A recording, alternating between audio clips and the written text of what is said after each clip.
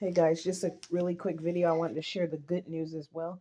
I found this out, I believe, last week or the week before last week. Yeah, I think it was the week before last week when I set up a payment plan for another ticket that I had gotten because they said I was driving while suspended.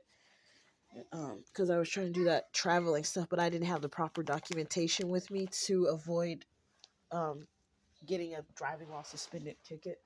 So I just accepted it because my lawyer told me to just accept it. And because she wanted to include it with the other tickets in Project Reset. But then after I did it, she says she don't know if they're gonna include it. So that was just kind of a bummer. But I just accepted it anyways. I was like, okay, fine, whatever. I'll just pay it. I'll make the payments on it. And anyways, I wanted to share there was at least one good Portland police officer, and he was actually the one on the motorcycle. The ones in the cars, they never stop me because they're the ones who's guilty of doing that shit, messing with me back then when they try. I believe they're the ones who tried to kill me. I made another video talking, going into depth talking about that stuff, and that's why it was kind of strange because it's like every time I got pulled over, pulled over, it was either by a motorcycle cop or a state trooper. It was never a police in a regular car, and I feel like that was for a reason. But anyways, I just wanted to be thankful to Officer Alan Bowman or Bowman, Bowman, because he actually showed me mercy, I think, by not turning in the ticket for whatever reason, because I went to go pay, tell them about me accepting that court case or whatever and just paying the ticket. And both times, like when I was down there already for another ticket, they told me they couldn't find it in the system. So they was like, if you have the ticket, call in and ask us about it and they'll look it up. And then I gave her the ticket number. It's right here. And when I gave her the ticket number, she said she didn't see it. So I'm so thankful to you, Mr. Alan Bowman. You're the best. Like, you're one of the only officers that I know that showed me mercy when I was telling you what I was going through. Because I told him I was actually headed to DMV and to figure out what was going on about the title I had, because I bought this car from my ex-boyfriend, um who was into some stuff, and he was technically a gang stalker. I didn't know it at the time. But it makes sense because of my interactions with him and the things that he was doing. He was trying to basically be a hitman, but I stopped dealing with him before he could finish the job. But anyways, um I told Alan Bowman about, I mean, Officer Alan Bowman, about what was going on. And I guess he decided to just give me a break for whatever reason. I don't know what happened, but they said they're not finding the ticket in the system. And I'm gonna go down there just to make sure next week, just to make sure they don't try to suddenly say, "Oh, you failed to appear," and then I have to deal with that BS. That'll just be absolutely crazy. And I'm starting to see things work in God's favor, like God's timing. He knows what's going on. I mean, I'm speaking out on this because I say the negative stuff, but I have to make sure I also speak about the positive things that happen. I made a video earlier today about something that I felt that was positive, even though they might have meant it for negative, but I saw it as positive. But yeah, I wanted to talk about that. Thank you so much, Mr. Officer Alan Bowman, for you showing mercy. You make me have faith that is still some decent police officers, that all of you aren't bad, because he was a motorcycle cop, though he had like a long white beard. I liked his beard. But and he was trying to be polite, really kind to me.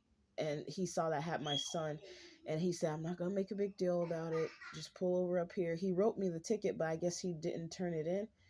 And I just want to make sure though, but as of right now, I'm showing my thanks, because I think that if the both times I was in the courtroom, and in the courthouse, and they couldn't find the ticket, and I called the number they gave me to call the lady, and I gave her the ticket number, and she said she did not see it in the system.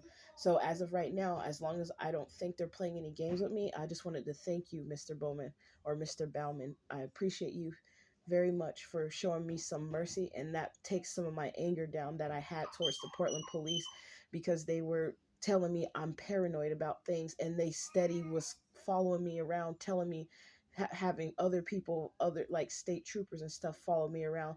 Meanwhile, there's people that I know that drive around everywhere with tags worse than mine. Like they don't even have a tag that's their tag is actually expired from months ago, but I was pulled over for a tag that actually showed the proper date. The state trooper said, "Oh, you're not supposed to have them outside your car." But there's at you can go outside. There's at least 50, if not 100 cars you can see out of the whole day driving around from Beaverton to Portland, Oregon, that has paper plates and permits outside of their vehicle where the license plate is, and they never get pulled over. So that officer, Guy Nelson, was harassing me, and he followed me out like I wasn't speeding or nothing. The ticket don't say nothing about speeding. He found a reason, and if I don't know what the reason he put on there for stopping me, but all he said was they're not supposed to be on the outside, and that's why he stopped me.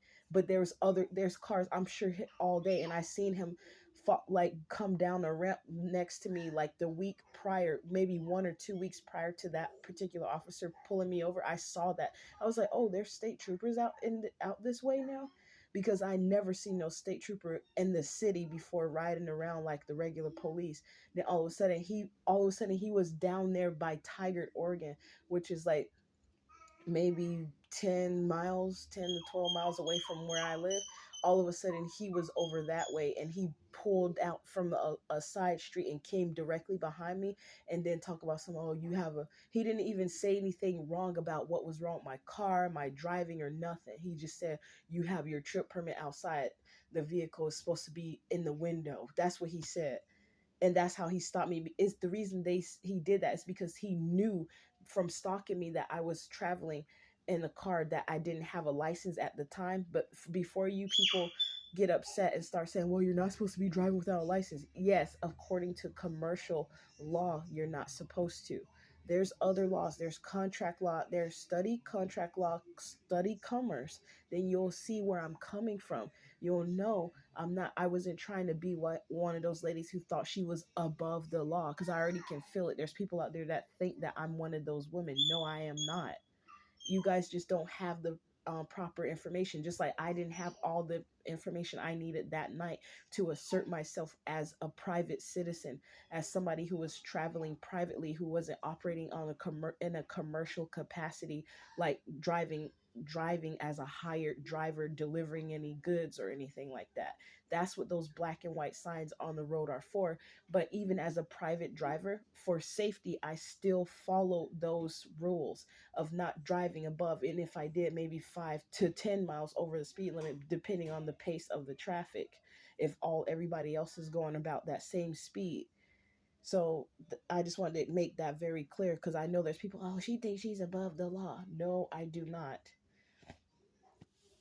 I'm saying that maybe it'll help you guys realize you also don't, if you're not driving going to work, or you're not driving as a hired driver like an Uber driver or a truck driver, or delivering some sort of goods, like driving as a courier for health products like livers or organs that you're delivering to the hospital or transporting from the hospital, then you also yourself don't have to have a plastic card to drive, to travel, I mean, on their public highways as a private traveler. So just look into that, and then you'll see my ass is not lying. You don't have to take my word for it. You can go and look it up for your own self. So thank you again, Mr. Bowman. I appreciate you very much. I appreciate you. Have a good one.